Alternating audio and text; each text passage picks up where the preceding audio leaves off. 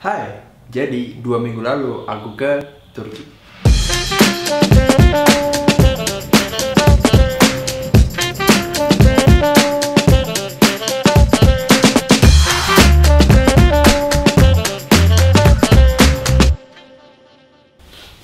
So, trip kali ini tuh berlangsung 10 hari, bersihnya 8 hari 7 malam, karena kepotong di pesawatnya. Dan sebenarnya aku nggak terlalu banyak berharap sama trip di Turki ini, but ketika aku sampai di sana, it's all beyond my expectation. Aku bisa lihat langsung local people dari dekat dan gimana kebiasaan-kebiasaan mereka, dan banyak objek di sana itu cakep-cakep.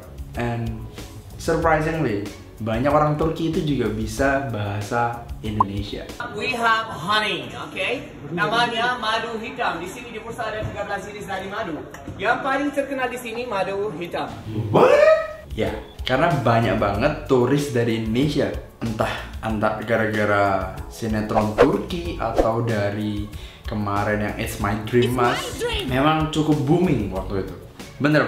Ini kok jadi semacam travel guide gini ya? Ya gimana? Aku juga orangnya suka travel. So ya gak apa-apa lah ya. Kita travel guide tipis-tipis. Just in case mungkin ada yang tertarik pergi ke Turki juga. Nah, kalau kalian mau pembahasan yang lebih detail sampai ke tour guide-nya dan lain-lain, kalian bisa request di bawah. Kalau nanti rame, aku bikinin konten sendiri. Or maybe Q&A. I don't know. Let's see. So where should we start? Let's talk first about gear.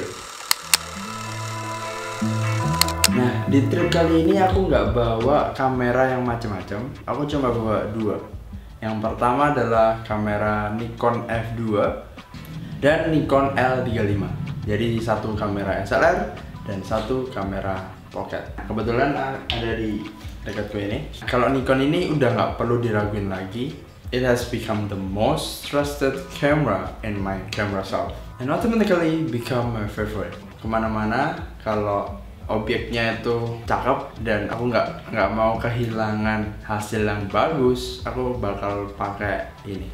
Dan di kesempatan kali ini aku bawanya itu lensa 24mm f2.8 karena di sana aku mikirnya bakalan banyak ngefoto landscape dan street photography. Jadi aku butuh angle yang wide dan nge-capture banyak objek. As for the Nikon L35, this one, ini akhirnya cuma aku bawa doang, tapi nggak aku pakai sama sekali.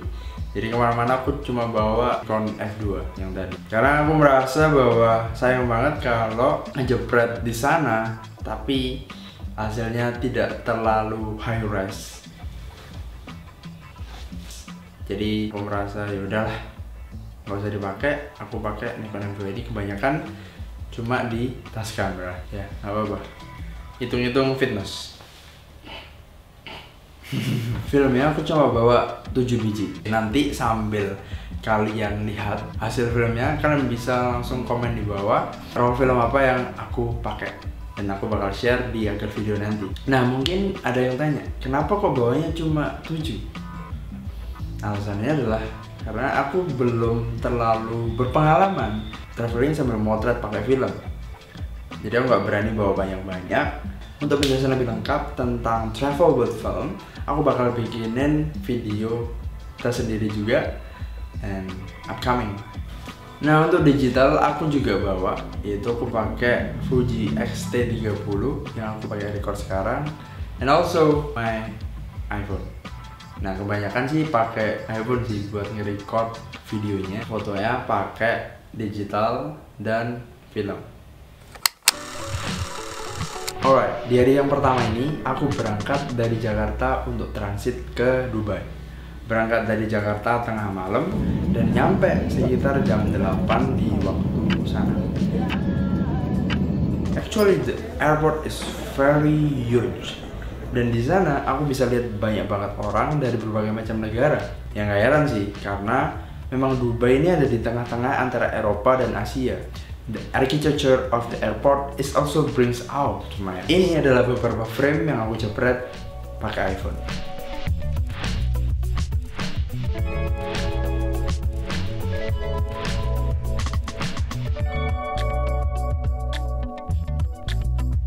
Setelah itu dari Dubai kita lanjutin flight ke Turki.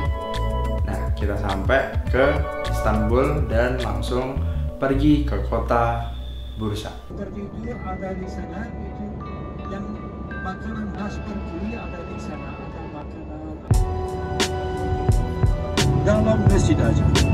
Tapi di perjalanan ke sana aku sempat ngefoto banyak scenery landscape yang cakep-cakep. Terus besoknya kita langsung dibawa ke salah satu masjid yang paling besar di Bursa, yaitu adalah Bursa Ulu Cami, the Grand Mosque of Bursa.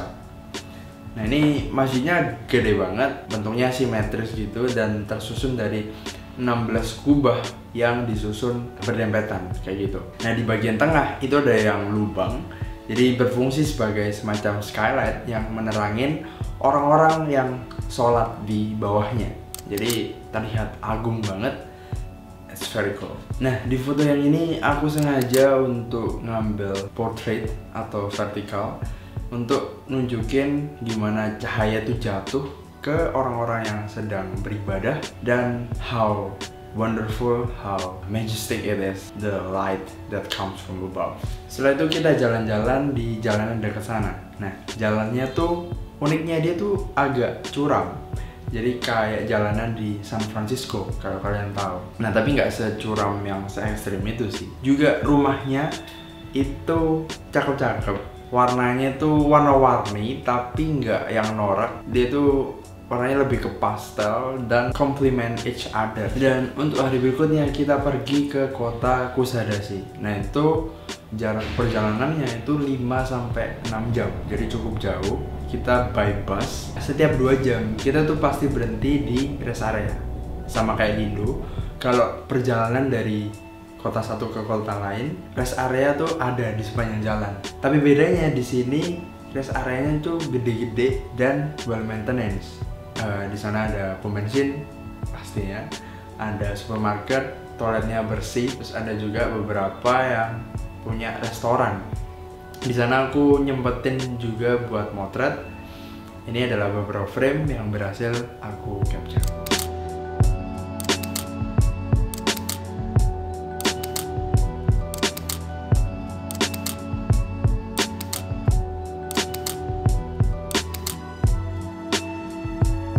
Sesampainya di kota Kusadasi, kita langsung ke Efesus. Mungkin banyak yang tidak asing dengan kata-kata Efesus. Ini ada di Alkitab, di kitab Paulus, di mana Paulus pernah menginjil di sana. Jadi ini semacam nama Atilas juga. Tapi kita bisa lihat di sana kotanya tuh terlihat banget sih megah. Jadi meskipun dia reruntuhan kebanyakan, tapi kita masih bisa melihat vibes peradaban Romawi kuno. Nah, tapi ada satu bangunan yang masih terlihat utuh, yaitu adanya perpustakaan Celsus. I did photograph a lot here karena ini juga bangunannya kelihatan megah dan tinggi banget. Beberapa kolom dan gerbangnya itu ornamennya masih terlihat jelas. It's very beautiful. Dan gak heran juga karena ini termasuk di list UNESCO World Heritage Site. Jadi dilindungi dan di-preserve sebagaimana mungkin. And really, those are very precious historical sites.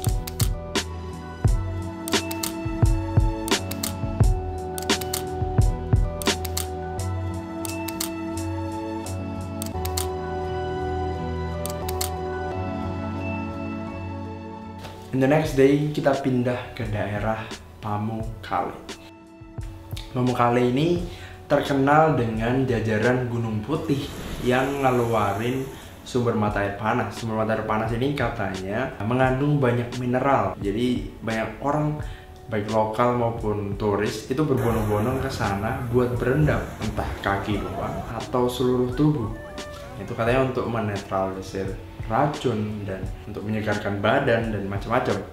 I did try to dip my feet there. Dan kalau kalian lihat di lerengnya itu ada yang namanya antique pool. Nah, kononnya Cleopatra pernah mandi di sana. Jadi banyak orang yang mandi di sana katanya biar awet muda. But despite all the fact, I find it amusing ketika aku lihat banyak orang tuh berbondong-bondong untuk berendam di sana itu banyak banget gitu. Jadi dari tempatku ngerendam kaki sampai ujung banget itu orang semua, mereka lagi berendam. It's very amusing, very amazing. Untuk 3 hari terakhir di Turki, aku ke Kapadokia dan Istanbul. Nah, aku bakal lanjutin di konten selanjutnya. So, stay tune untuk konten selanjutnya. Juga jangan lupa nyalain notifikasi biar nggak ketinggalan. Caranya kalian bisa cari aja di sebelah tombol subscribe, itu ada semacam lonceng. Kalian pencet aja all notifications, jadi kalian nggak bakal ketinggalan untuk konten-kontenku selanjutnya. So, gimana untuk film reviewnya? Apakah kalian sudah bisa nebak aku pakai film apa? Ya, jadi di trip kali ini aku pakai tiga macam film. Yang pertama adalah Kodak Pro Image, kedua adalah Fujicolor C200, dan Earl Grey 100. Jadi 3 macam itu aja. Aku bawa 3 Pro Image, 2 C200, dan 2 Earl Grey. Yang Earl Grey ini black and white. Jadi aku nggak bawa film yang mahal-mahal kayak Portra ataupun Scene Still. Ya karena itu tadi, nggak mau ambil risiko terlalu gede. Gimana? Banyak yang benar nggak kalian jawabnya?